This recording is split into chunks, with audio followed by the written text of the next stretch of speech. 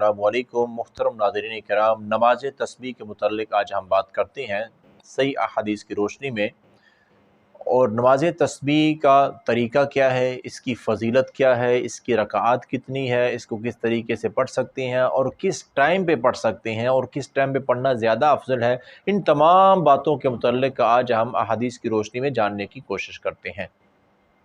तो ये अहादीस के एतबार से ये बिल्कुल सही हदीस है, इसमें कोई शक व शुबा नहीं है कि नमाज तस्बीह जो पढ़ना सुन्नत अमल है। प्यारे आका सल्लल्लाहु अलैहि वसल्लम ने हुक्मन कहा था हज़रत अपने चाचा हज़रत अब्बास रज़ी अल्लाह अन्हु को। सुन अबी दाऊद में ये हदीस पाक पूरी तफसील के साथ मौजूद है।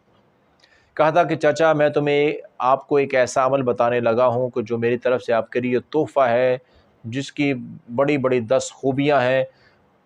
मतलब कि फिर आपने वो गिनवाई थी कि आपके छोटे बड़े अगले पिछले एलानिया पोशीदा जितने भी गुनाह हैं, ये सारे गुनाह अल्लाह आपके मुआफ़ कर देंगे। मतलब क्या, मुख्तसर ये कि ज़िंदगी के सारे गुनाह अल्लाह मुआफ़ कर देंगे। आप एक बार ये नमाज़ पढ़ लें, 4 रकत की नमाज है। आप ज़रा तफसील से इस बात को समझ लें। 4 रकत की नमाज है और इसको पढ़ने का तरीक़ा क्या है? पढ़ने का तरीक़ा क्या, ये आम नफल नमाज है। इसके अंदर 4 रकतों के अंदर 300 मरतबा एक तस्बीह पढ़नी होती है और वो क्या है, सुबहानल्लाहि वल्हम्दुलिल्लाहि वला इलाहा इल्लल्लाहु वल्लाहु अकबर। सुबहानल्लाहि वल्हम्दुलिल्लाहि वला इलाहा इल्लल्लाहु वल्लाहु अकबर। ये वाली तस्बीह जो है ये 300 मरतबा पढ़नी है 4 रकतों के अंदर। अब कैसे कैसे किस किस जगह पढ़नी है 4 रकतों में, अब उसकी तफसील फिर प्यारे आका सल्लल्लाहु अलैहि वसल्लम ने वो तफसील बयान की। आपने फरमाया कि सबसे पहले जब नमाज शुरू करनी है, नमाज शुरू की है, हाथ बांध लिए हैं, सूरह फातिहा पढ़ने के बाद कोई और सूरत जैसे सूरह इखलास वगैरह कोई और सूरत पढ़ ली है, पढ़ने के बाद अभी हाथ बांधे हुए हैं, छोड़ने नहीं है, खोलने नहीं है, रुकू में जाना नहीं है।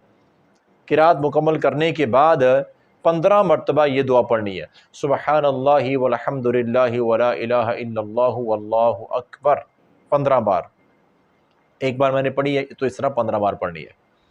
फिर उसके बाद 15 बार पढ़ के अल्लाहु अकबर करके फिर रुकू में जाना है। फिर रुकू की तस्बीह जो है सुब्हान रब्बियल अज़ीम, ये तस्बीहात पढ़ने के बाद रुकू के अंदर ही 10 बार फिर यही दुआ पढ़नी है, सुबहानल्लाहि वल्हम्दुलिल्लाहि वला इलाहा इल्लल्लाहु वल्लाहु अकबर। ये बार बार इसलिए पढ़ रहा हूँ ताकि आपको याद हो जाए। तो रुकू से पहले क़याम में कितनी बार पढ़ा था? 15 मरतबा। तो रुकू के अंदर 10 मरतबा, कितना हो गया? 25 मरतबा।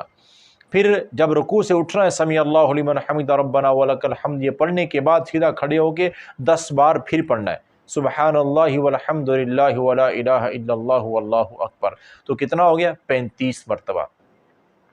फिर सजदा करना है और सजदे में सजदे की जो तस्बीह है सुब्हान रब्बियल आला, ये पढ़ने के बाद सजदे के अंदर 10 बार फिर यही दुआ, सुबहानल्लाहि वल्हम्दुलिल्लाहि वला इलाहा इल्लल्लाहु वल्लाहु अकबर। तो कितना हो गया? 45 मरतबा। अब उसके बाद सजदे से सर उठाना है, 2 सजदों के दरमियान में अल्लाहुम्मा अग़फ़िरली जो दुआ है वो पढ़ने के बाद 2 सजदों के दरमियान बैठ के 10 बार ये दुआ फिर पढ़नी है, सुबहानल्लाहि वल्हम्दुलिल्लाहि वला इलाहा इल्लल्लाहु वल्लाहु अकबर। कितना हो गया? 55 मरतबा।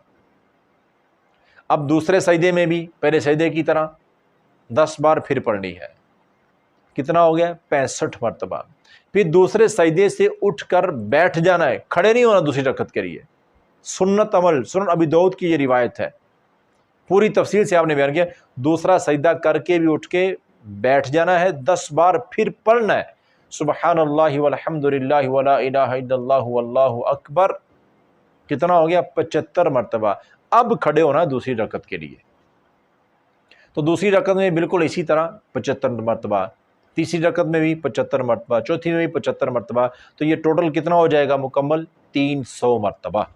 तो इस तरह से 4 रकत नमाज। आपने फरमाया कि चाचा मैं तो कहता हूँ कि आप रोज़ाना पढ़ें, अगर नहीं हो सका रोज़ाना तो हफ़्ते में एक बार ज़रूर पढ़ लिया करें, अगर ये भी नहीं तो महीने में, अगर ये भी नहीं तो साल में। चाचा अगर इतना भी नहीं ना कर सकते तो कम से कम चाचा मैं कहता हूँ ज़िंदगी में एक बार ये नमाज ज़रूर पढ़ लेना, 4 रकतें नमाज तस्बीह एक बार ज़रूर पढ़ लेना। ये मैं आपको बार बार, आपने बार बार देखो कितनी कितनी ताक़ीद से कहा आपने चाचा को, रोज़ाना नहीं तो हफ़्ते में, नहीं तो महीने में, नहीं तो साल में एक बार, नहीं तो ज़िंदगी में एक बार। तो मेरे भाई ताक़ कराते हैं, رمضان کا مہینہ ہے، لیلۃ القدر کی تلاش میں ہیں، تو یہ نماز پڑھیں۔ اور ہاں، اس نماز کے طریقے میں، یہ طریقہ تو سمجھ لیے کس طرح پڑھنی ہے۔ اب اس میں ایک بات اور یہ ہے کہ یہ نماز جو ہے 4 رکعت ہے۔ اگر کوئی 4 رکعت اکٹھی پڑھنا چاہتا ہے تو پڑھ سکتا ہے، لیکن بہتر کیا ہے، کیونکہ نفل نماز ہے، پیارے آقا نفل نماز دو رکعت کر کے پڑھتے تھے، 4 رکعت اکٹھی نہیں پڑھتے تھے، تو بہتر کیا ہے 2 کر کے پڑھی جائے، 2 رکعت پڑھ کے سلام پھیر دیں، پھر 2 رکعت پڑھیں، یہ زیادہ بہتر ہے۔ 4 اکٹھی بھی پڑھی جا سکتی ہیں۔ اور ایک اور اہم بات کہ اس نماز تسبیح کی جماعت کرانا جائز نہیں ہے، جماعت کروانا سنت سے ثابت نہیں ہے۔ اب جب سنت سے ثابت نہیں ہے تو ہمیں وہ کام کرنے کی کیا ضرورت ہے؟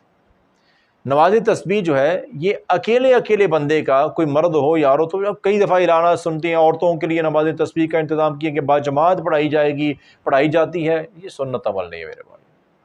طریقہ سیکھیں، مشکل کو نہیں ہے نا، طریقہ سیکھیں، سمجھیں اور اس کے مطابق اس کو خود پڑھے، اپنے گناہ معاف کرانے کے لیے اپنی اکیلے نماز پڑھنی ہے۔ یہ تو باجماعت پڑھنا سنت سے ثابت نہیں ہے، صحابہ کرام نے اس کو باجماعت نہیں پڑھا، اکیلے پڑھیں، تو یہی سنت عمل ہے۔